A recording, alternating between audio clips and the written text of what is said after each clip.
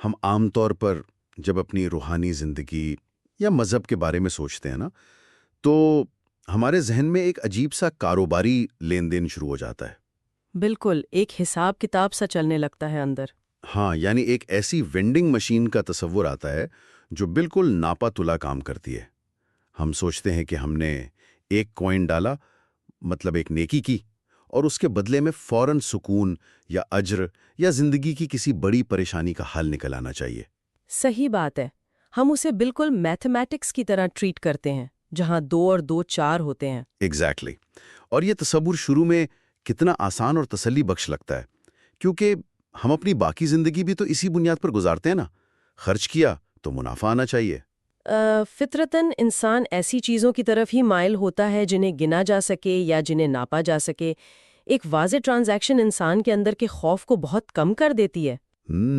مطلب ہمیں لگتا ہے کہ کنٹرول ہمارے پاس ہے۔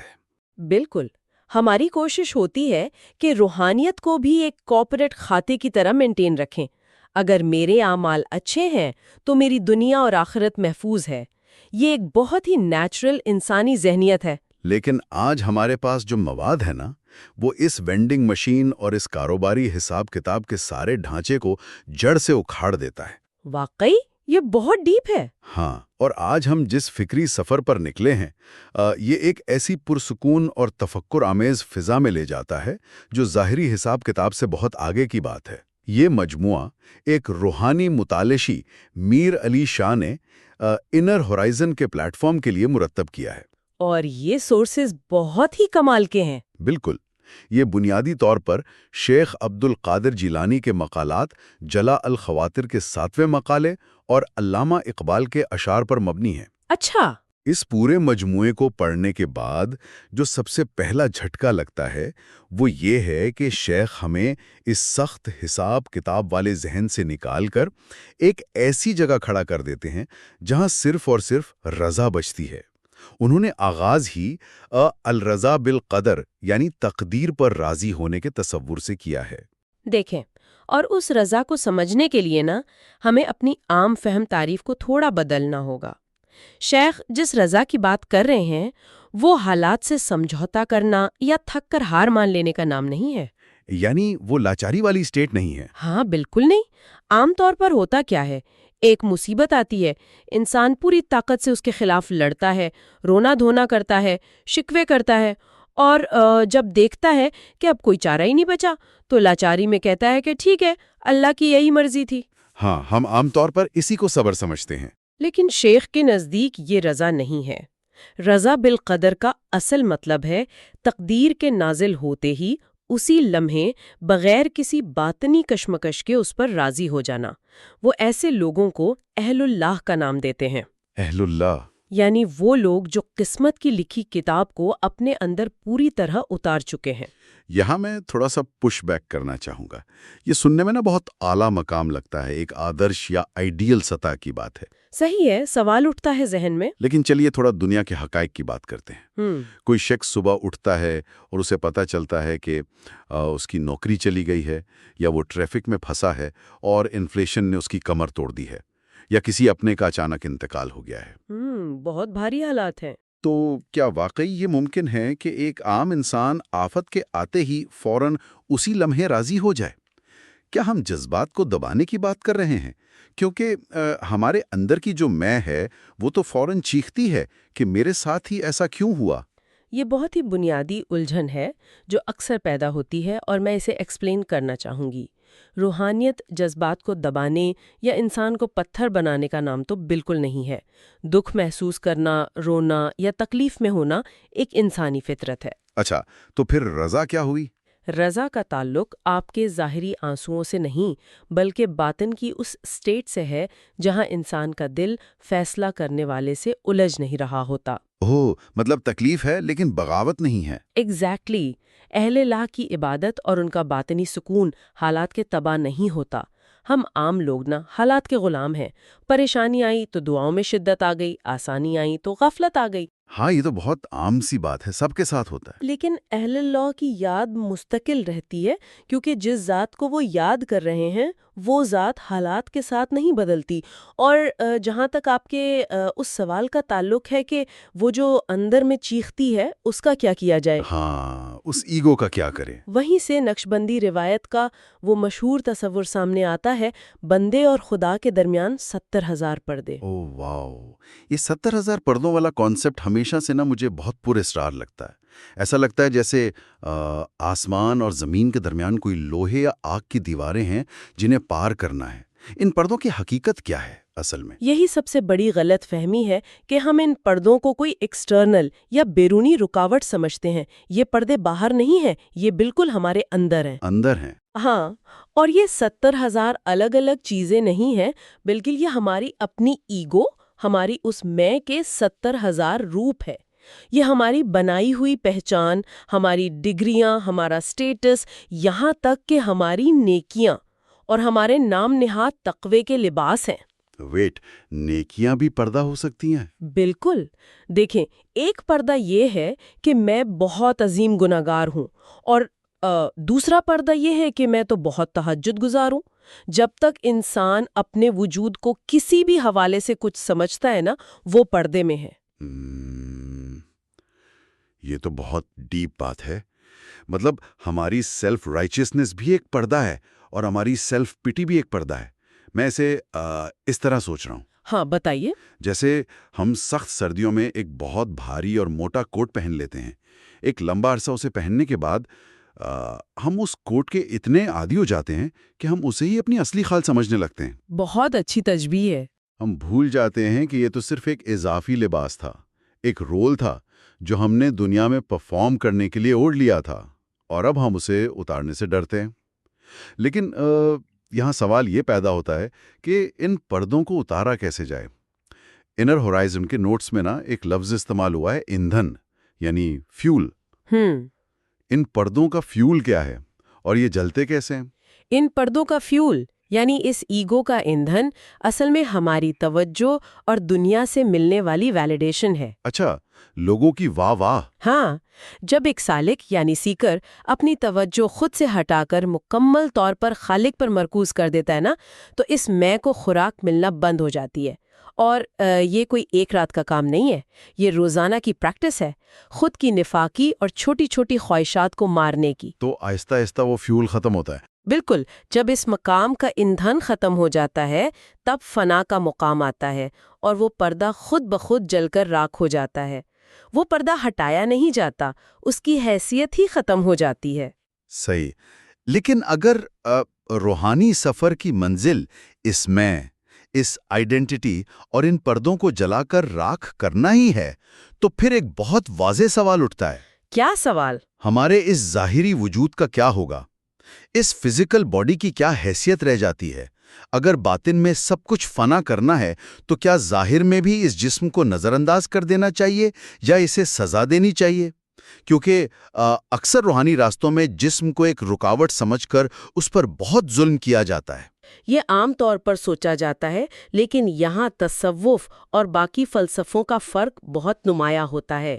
شیخ عبد القادر جیلانی اس مقام پر تصوف کی تاریخ کے ایک عظیم استاد سفیان الثوری کا حوالہ لاتے ہیں۔ انہوں نے کیا فرمایا؟ سفیان الثوری نے جسم کو ایک گدھے یعنی ایک سواری سے تشبیہ دی۔ وہ واضح کرتے ہیں کہ جسم نہ تو ہمارا دشمن ہے کہ ہم اسے سزائیں دیں، اور نہ ہی ہمارا آقا یا ماسٹر ہے کہ ہم اس کی ہر خواہش پوری کریں۔ یہ محض ایک سواری ہے، اور سواری کا مقصد صرف سفر طے کرنا ہوتا ہے۔ یہ مثال تو بالکل ویسی ہی ہے جیسے ہمارے پاس ایک گاڑی ہو۔ ہم گاڑی میں فیول اس لیے ڈالتے ہیں اور اس کی ٹیوننگ اس لیے کرواتے ہیں تاکہ وہ ہمیں منزل تک پہنچا سکے۔ بالکل صحیح۔ ہم نہ تو گراج میں کھڑی گاڑی کی پوجا شروع کر دیتے ہیں، اسے ہر وقت چمکاتے رہیں بنا کہیں جائے، اور نہ ہی ہم ہتھوڑے لے کر اس کے انجن کو توڑنا شروع کر دیتے ہیں کہ یہ مٹیریل دنیا کی چیز ہے اور مجھے اس سے نفرت کرنی چاہیے۔ ایگزیکٹلی، دونوں ایکسٹریم غلط ہیں۔ لیکن اگر ہم ماڈرن دنیا پر نظر ڈالیں، خصوصاً آج کل کے ویلنس اور سیلف کیئر پروگرامز پر، تو لگتا ہے کہ ہم نے جسم کو ہی منزل سمجھ لیا ہے۔ ہاں، آج کل تو یہی ٹرینڈ ہے۔ ایک طرف ہسل کلچر ہے جو جسم کو مشین سمجھ کر تھکا دیتا ہے، برن آؤٹ کا شکار کر دیتا ہے، اور دوسری طرف ٹاکسک سیلف کیئر ہے جہاں جسم کے ہر نخرے کو اٹھانا ضروری سمجھ لیا گیا ہے۔ ہم ان دو انتہاؤں میں کیوں پھنسے ہوئے ہیں؟ دیکھیں، اس کی وجہ یہ ہے کہ جدید دور کا انسان سواری اور سوار کا فرق بھول چکا ہے۔ جب منزل کا پتہ نہ ہونا تو انسان سواری کو ہی اپنا مقصد بنا لیتا ہے۔ واقعی بہت ڈیپ پوائنٹ ہے۔ ہسل کلچر میں جسم کو اس لیے نچوڑا جاتا ہے تاکہ اور زیادہ دنیا جمع کی جا سکے، یعنی سواری پر اتنا وزن لاد دیا جاتا ہے کہ وہ ٹوٹ جاتی ہے، اور ویلنس انڈسٹری کی دوسری انتہا میں سواری کو اتنا سجایا جاتا ہے کہ اس سے سفر کرنے کا مقصد ہی بھول جاتا ہے۔ تو اس کا مڈل گراؤنڈ کیا ہے؟ شیخ ہمیں درمیانی راستہ دکھاتے ہیں۔ ان کا اصول بہت پلین اور پریکٹیکل ہے۔ وہ کہتے ہیں اس سواری کو اتنا کھلاؤ کہ یہ کام کر سکے، اور اس سے اتنا کام لو کہ یہ تھک کر سو جائے۔ اچھا۔ ہمارا مسئلہ یہ ہے کہ ہم خود سے پوچھتے ہیں، میرا جسم آج کیا محسوس کر رہا ہے، کیا چاہتا ہے؟ جبکہ سوال یہ ہونا چاہیے، میرے جسم کا مقصد کیا ہے، اور کیا یہ اس مقصد کو پورا کرنے کے قابل ہے؟ یہ ڈسٹنکشن واقعی بہت پاورفل ہے۔ جسم کا چاہنا اور جسم کا مقصد، ان دونوں میں زمین آسمان کا فرق ہے۔ بالکل۔ لیکن چلیے اس بات کی گہرائی میں اترتے ہیں کہ اگر اس سواری سے صحیح مقصد کے لیے کام نہ لیا جائے، اگر جسم کو صرف ظاہری اور خوکھلی رسومات تک محدود کر دیا جائے، تو باطن پر اس کا کیا اثر پڑتا ہے؟ بہت برا اثر پڑتا ہے۔ ہاں، کیونکہ انر ہورائزن کے اس پیپر میں ایک بہت ہی ڈراونا تصور بیان کیا گیا ہے۔ پتھر دل، یعنی ایک ایسے دل کا تصور جو کمپلیٹلی سخت ہو چکا ہو۔ یہ پتھر دل بننے کا میکینزم کیا ہے؟ یہ ہوتا کیسے؟ شیخ یہاں ان قرآنی آیات کی طرف اشارہ کرتے ہیں جن میں دلوں کے سخت ہو کر پتھر یا اس سے بھی زیادہ سخت ہو جانے کا ذکر ہے، اور اس میں جو سب سے خوفناک بات ہے نا، وہ یہ کہ یہ تبدیلی، یہ میٹامورفسس کسی دھماکے کے ساتھ اچانک نہیں ہوتی۔ تو آہستہ آہستہ ہوتی ہے۔ ہاں، انسان ایک صبح اٹھ کر اچانک پتھر دل نہیں بن جاتا۔ یہ عمل بہت خاموش اور آہستہ آہستہ ہوتا ہے۔ شروع کہاں سے ہوتا ہے یہ سب؟ اس کا آغاز وہاں سے ہوتا ہے جب انسان اپنے دین میں، اپنے اصولوں میں چھوٹی چھوٹی رعایتیں یا کنسیشنز لینا شروع کرتا ہے۔ یعنی وہ سوچتا ہے کوئی بات نہیں، تھوڑا سا جھوٹ چلتا ہے، یا آج عبادت چھوڑ دی تو کیا ہوا، فلانا سنت پر عمل اتنا ضروری تو نہیں۔ یعنی باؤنڈری کو تھوڑا تھوڑا پش کرنا۔ بالکل۔ ان چھوٹی چھوٹی غفلتوں سے، کتاب و سنت سے دھیرے دھیرے پیچھے ہٹنے سے دل پر ایک زنگ لگنا شروع ہوتا ہے۔ ایک وقت آتا ہے کہ جسم تو چل پھر رہا ہوتا ہے، لیکن اندر کی روح سوکھ کر پتھر بن چکی ہوتی ہے۔ مطلب فارم باقی رہتی ہے، لیکن اس فارم کے اندر کا کانٹینٹ، اس کی روح بالکل مر چکی ہوتی ہے۔ یہ آج کے دور کا ایک بہت بڑا سنگین مسئلہ ہے۔ واقعی ہم سب کے لیے ایک وارننگ ہے یہ۔ ایک شخص شاید 5 وقت مسجد جا رہا ہو، ہر سال عمرہ کر رہا ہو، چیریٹی سرکلز کا حصہ ہو، یہاں تک کہ اپنے دوستوں اور ریلیٹیوز کو واٹس ایپ پر بڑے بڑے روحانی اقوال بھی بھیج رہا ہو۔ ہاں، آج کل تو یہ بہت عام ہے۔ لیکن اگر اس کے دل میں دوسروں کے لیے رحم نہیں، اگر اس کی انا اتنی ہی موٹی ہے، تو اس کا مطلب ہے کہ وہ ظاہری ایکسرسائز تو کر رہا ہے، پر اندر پتھر موجود ہے۔ صحیح بات ہے۔ لیکن یہاں میں اس پوری گفتگو کو ایک ایسے نقطے پر لانا چاہتا ہوں جو شاید بہت سے لوگوں کے لیے انکمفرٹیبل ہو۔ ہم نے شروع میں وینڈنگ مشین یا کاروباری لین دین والے مائنڈ سیٹ کی بات کی تھی۔ شیخ یہاں ایمان و اعمال کی فلسفی کو کس طرح تبدیل کرتے ہیں؟ شیخ ایک ایسی بات فرماتے ہیں جو اس کاروباری مائنڈ سیٹ کو مکمل طور پر توڑ دیتی ہے۔ وہ کہتے ہیں کہ یہ سچ ہے کہ فرمانبرداری جنت کا راستہ ہے اور نافرمانی آگ کا راستہ، لیکن کیا؟ فیصلہ بالآخر اللہ کے ہاتھ میں ہے۔ وہ فعال لما یرید ہے، یعنی جو چاہتا ہے وہ کرتا ہے۔ اچھا۔ وہ چاہے تو بغیر کسی عمل کے اپنی رحمت سے جزا دے دے، اور چاہے تو بغیر عمل کے عذاب دے دے۔ اس پر کسی سسٹم کی پابندی نہیں ہے کہ اتنے پوائنٹس پر جنت ملنی ہی ملنی ہے۔ وہ کسی میکینیکل رول کا پابند نہیں ہے۔ رکیے، یہ بات عام انسان کے ذہن میں ایک بھونچال لا سکتی ہے۔ بچپن سے تو ہمیں یہی پوائنٹ سسٹم سکھایا گیا نا۔ تسبیح کا ایک دانہ گھمائیں گے تو درخت لگ جائے گا، 2 گھمائیں گے تو محل بن جائے گا۔ ہاں، ہماری کنڈیشننگ ہی ایسی ہوئی ہے۔ ہماری روحانیت کی بنیاد ہی اس ریوارڈ سسٹم پر کھڑی ہے۔ اگر اللہ بغیر عمل کے بھی فیصلہ کرنے پر قادر ہے اور وہ اس سسٹم کا پابند نہیں، تو پھر ہم اعمال کیوں کریں؟ پھر ان نمازوں، ان روزوں، اس ادب کی اہمیت ہی کیا رہ جاتی ہے؟ کیا یہ فضول ہے؟ ہم عبادت کرنا چھوڑ کیوں نہ دیں؟ یہی وہ نازک مقام ہے جہاں ہم عام طور پر پھنس جاتے ہیں۔ شیخ اس کا یہ مطلب ہرگز نہیں لے رہے کہ اعمال چھوڑ دیے جائیں۔ ان کی پوری زندگی اور تعلیمات اس بات کی گواہ ہیں کہ اعمال کتنے ضروری ہیں۔ تو پھر ان کا مطلب کیا ہے؟ وہ صرف یہ سمجھا رہے ہیں کہ اعمال کو کرنسی یعنی جنت خریدنے کے سکے سمجھنا بند کریں۔ اگر آپ کہتے ہیں میرے پاس اتنی نمازیں ہیں، اب مجھے جنت ملنی چاہیے، تو آپ تجارت کر رہے ہیں، عبادت نہیں۔ اچھا، کرنسی نہیں ہے تو پھر کیا ہے اعمال؟ اعمال اصل میں بلڈنگ مٹیریل ہیں، یعنی تعمیری مواد۔ انسان اس دنیا میں اپنے اعمال، اپنے اخلاق اور اپنی عبادت سے وہ اینٹیں اور گارا جمع کر رہا ہے جس سے اس کے باطن کی اور الٹیمیٹلی اس کی آخرت کی تعمیر ہونی ہے۔ This make so much sense. کہ اس لیے کرتے ہیں کیونکہ سجدہ خود وہ روحانی مواد پیدا کرتا ہے جس سے ہماری روح کو طاقت ملتی ہے۔ یہ بدلاؤ بہت اہم ہے، کوائنز و کرنسی جمع کرنے سے نکل کر خود کو بلڈ کرنے کی طرف آنا۔ اگر ہم اس کو مزید آگے بڑھائیں تو سوال یہ ہے کہ اگر اعمال کرنسی نہیں ہے تو وہ کون سی چیز ہے جو آخرت کے اس آخری بارڈر پہ کام آئے گی؟ کیا لگتا ہے آپ کو؟ فرض کریں ہم ایک انٹرنیشنل بارڈر کراس کر رہے ہیں، ہمارے بریف کیس میں کروڑوں روپے بھرے ہیں، لیکن جس ملک میں ہم داخل ہو رہے ہیں وہاں وہ کرنسی لیگل ٹینڈر ہی نہیں ہے، وہ زیرو ہے۔ بالکل بیکار ہے نا۔ تو ہماری اس ساری دولت کی وہاں کوئی قدر نہیں۔ آخرت کے بارڈر کی وہ اسپیسیفک قبول ہونے والی کرنسی آخر ہے کیا؟ قرآن اس کا بہت واضح اور دو ٹک جواب دیتا ہے۔ سورہ الشورى میں بیان ہے کہ وہ دن جب نہ مال کام آئے گا اور نہ اولاد، سوائے اس کے جو اللہ کے پاس قلب سلیم لے کر آئے۔ قلب سلیم۔ ہاں، انر ہورائزن کے اس گہرے مطالعے میں میر علی شاہ نے اس قلب سلیم کی جو تفسیر پیش کی ہے نا، وہ بہت جامع ہے۔ قلب سلیم یعنی وہ دل جو مکمل طور پر سلامت ہو۔ اور اس کی سلامتی کس چیز میں ہے؟ ایک ایسے دل میں جہاں اللہ کے سوا کسی اور کی حکمرانی نہ ہو۔ ہمارے دلوں میں تو چھوٹے چھوٹے ہزاروں بت سجے ہوئے ہیں نا، ہماری انا کا بت، دنیا والوں کی واہ واہ کا بت، ہمارے کیریئر اور شہرت کا بت، یہاں تک کہ اپنے آپ کو نیک سمجھنے کا بت۔ واقعی ہم نے اندر ایک پورا مندر بنایا ہوا ہے۔ بالکل۔ قلب سلیم وہ دل ہے جہاں سے یہ سارے بت توڑ کر باہر پھینک دیے گئے ہوں۔ یہی وہ واحد سٹیٹ آف ہارٹ ہے جو اس بارڈر پر چیک ہوگی۔ اس بات کو علامہ اقبال نے انر ہورائزن کے اسی سیشن میں ایک بہت ہی خوبصورت لیکن تکلیف دہ شعر کے ذریعے بیان کیا ہے۔ کون سا شعر؟ اقبال کہتے ہیں، مٹا دے اپنی ہستی کو اگر کچھ مرتبہ چاہے کہ دانہ خاک میں مل کر گلے گلزار ہوتا ہے۔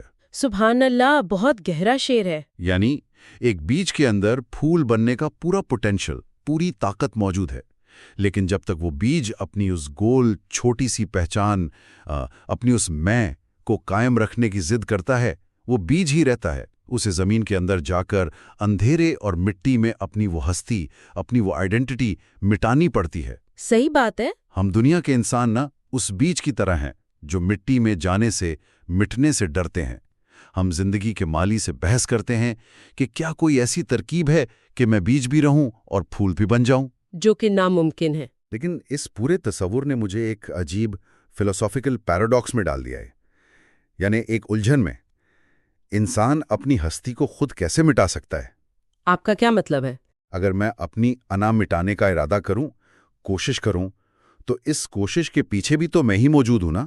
ایگو کو ڈسٹروائے کرنے کا ارادہ بھی تو ایگو کا ہی حصہ ہے۔ یہ تو ایک اینڈلیس لوپ ہے۔ خود کو خود سے مٹانا تو ناممکن لگتا ہے۔ آپ نے بالکل درست جگہ پر انگلی رکھی ہے۔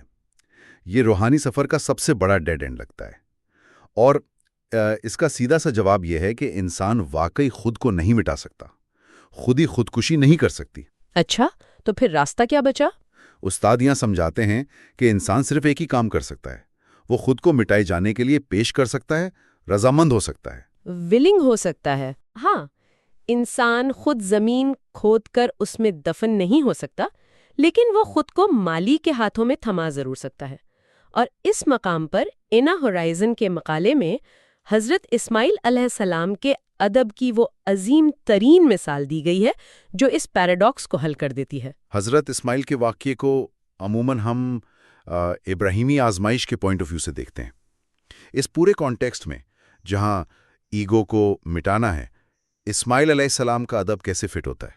دیکھیے، حضرت اسماعیل علیہ السلام نے خود پر چھری نہیں چلائی تھی، انہوں نے سوئسائڈ نہیں کیا تھا۔ ہاں بالکل۔ ان کا ادب اور ان کا عروج اس بات میں تھا کہ انہوں نے خود کو اپنے والد یعنی ایک نبی کے ہاتھوں میں مکمل طور پر سونپ دیا تھا، سبمٹ کر دیا تھا۔ یہی وہ تسلیم و رضا ہے، یہی وہ بیعہ ہے جس کی طلب تصوف میں ہوتی ہے، یعنی خود کو کسی کے حوالے کر دینا۔ لید سمجھتے ہیں، لیکن اصل روحانی سسٹم میں خود کو سونپنے کا مطلب کوئی کلٹ جوائن کرنا نہیں ہے۔ تو پھر کیا ہے؟ یہ تو اس بیج کا خود کو مٹی میں بوئے جانے کے لیے پیش کرنا ہے۔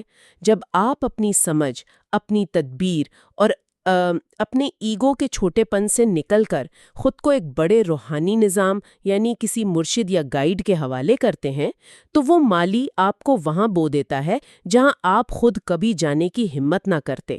یہ کانسیپٹ بالکل مائنڈ وینڈنگ ہے۔ یعنی ہم سبمیشن کو، خود کو حوالے کرنے کو ایک کمزوری سمجھتے ہیں۔ ہمیں لگتا ہے سبمیشن کا مطلب ہار جانا ہے۔ ہاں، عام طور پر یہی سمجھا جاتا ہے۔ لیکن یہاں پتہ چل رہا ہے کہ مکمل سبمیشن دنیا کا سب سے متحرک اور ایکٹیو عمل ہے۔ جب تک بیج خود کو مالی کے حوالے نہیں کرے گا، وہ اندھیرے میں نہیں جائے گا، اور جب تک اندھیرے میں نہیں جائے گا، نئی زندگی نہیں نکل سکتی۔ اور جب وہ بیج مٹی میں فنا ہو جاتا ہے، تبھی اسے حقیقی بندگی اور حقیقی سجدہ نصیب ہوتا ہے، ورنہ ہماری عبادتیں تو صرف فزیکل سٹریچنگ ہوتی ہیں۔ واقعی اقبال اس کو بھی ایک لاجواب شعر میں بیان کرتے ہیں، سجدہ اسی کا نام ہے جب تم ہو سامنے، اجی نماز کیا ہے جو بروئے صنم نہیں۔ سبحان اللہ۔ یعنی اگر انسان کا دل، اس کی توجہ مکمل ہستی کے بالکل روبرو نہیں ہے، اگر اندر سے میں کا پردہ نہیں ہٹا، تو آپ کتنی ہی بار زمین پر ماتھا رگڑ لیں، روحانی اعتبار سے وہ سجدہ مکمل نہیں ہوتا۔ واقعی یہ سب باتیں ہمیں ٹھہر کر اپنے اعمال اور اپنے عقائد کا ایک بہت ہی مختلف اور گہرا جائزہ لینے پر مجبور کر دیتی ہیں۔ چلیے، وقت کو دیکھتے ہوئے اس گہرے مطالعے کے سفر کو اب سمیٹتے ہیں۔ جی بالکل۔ آج کے اس فکری سفر میں ہم نے سیکھا کہ رضا بالقدر صرف مجبوری کی حالت میں ہار مان لینا نہیں، بلکہ تقدیر کے فیصلے کو اس کے نازل ہوتے ہی تسلیم کرنا ہے۔ ہم نے پردوں کی حقیقت سمجھی کہ یہ کوئی باہر کی رکاوٹ نہیں، بلکہ ہماری اپنی خودی اور ایگو کا فیول ہیں۔ صحیح۔ ہم نے جانا کہ ہمارا فزیکل جسم ایک سواری ہے جسے نہ تو ماڈرن ہسل کلچر کی طرح تھکا کر مارنا ہے، اور نہ ہی ٹاکسک سیلف کیئر میں اس کو اپنا عقائدہ بنانا ہے۔ ایک مڈل پاتھ اپنانا ہے۔ ایگزیکٹلی۔ ہم نے پتھر دل کی اس خاموش اور آہستہ آہستہ آنے والی تبدیلی سے بچنے کی اہمیت سمجھی۔ ہم اس نتیجے پر پہنچے کہ عبادات کسی وینڈنگ مشین کی طرح حساب کتاب کا کاروبار نہیں، بلکہ ہمارے باطن کی تعمیر کا مواد ہیں۔ بہت خوبصورت سمری ہے۔ اور سب سے بڑھ کر یہ کہ آخرت کے بارڈر پر چلنے والی واحد کرنسی قلب سلیم ہے، اور اس تک پہنچنے کے لیے حضرت اسماعیل والا ادب یعنی خود کو بوئے جانے کی رضامندی درکار ہے۔ ہم اس نہایت اعلیٰ تحقیق اور انسائٹس کو ہم تک پہنچانے پر انر ہورائزن اور بالخصوص میر علی شاہ کے شکر گزار ہیں، جنہوں نے اتنے بکھرے ہوئے روحانی خزانوں کو ایک لڑی میں پرویا۔ اس سے پہلے کہ ہم الوداع کہیں، میں سننے والوں کے دلوں میں علامہ اقبال کے اس آخری شعر کے حوالے سے ایک چھوٹ چھوڑنا چاہتی ہوں جو انر ہورائزن کے اس اسٹڈی سرکل کے آخر میں سامنے آیا تھا۔ ضرور، کیا ہے وہ فکر؟ اقبال کہتے ہیں، اتنا شدید رنج و غم ہے کہ احساس غم نہیں، کیسے کہوں تمہارا نگاہ کرم نہیں۔ بعض اوقات روحانی راستے پر چلتے ہوئے انسان ایک ایسے مقام پر آتا ہے جہاں اچانک اسے کچھ محسوس ہونا بند ہو جاتا ہے۔ ایک عجیب سا بھاری پن۔ ہاں، ایک ایمٹینس، ایک سن پن سا طاری ہو جاتا ہے۔ روحانی حلاوتیں ختم ہو جاتی ہیں اور ہم گھبرا جاتے ہیں۔ ہم سمجھتے ہیں کہ شاید اللہ ہم سے ناراض ہو گیا ہے یا ہم راستے سے بھٹک گئے ہیں۔ عام طور پر یہی خیال آتا ہے۔ لیکن ذرا اس نوعیے سے سوچئے، کیا یہ ممکن ہے کہ احساس کا یہ بالکل ختم ہو جانا اور دلوں پر یہ جو دکھ اور بھاری پن ہے، یہ رحمت کی غیر موجودگی نہیں بلکہ بذات خود رحمت کا سب سے بڑا نشان ہو؟ اچھا، کیا ایسا تو نہیں کہ لیگوب اتنا قریب آ چکا ہے، اتنا قریب کہ دکھ محسوس کرنے میں اور اس کی موجودگی میں فرق کرنا ہی مٹ گیا ہو؟ کیا پردے کا ہٹ جانا اور وصال کا عروج یہ نہیں کہ جذبات کا شور ہی ختم ہو جائے؟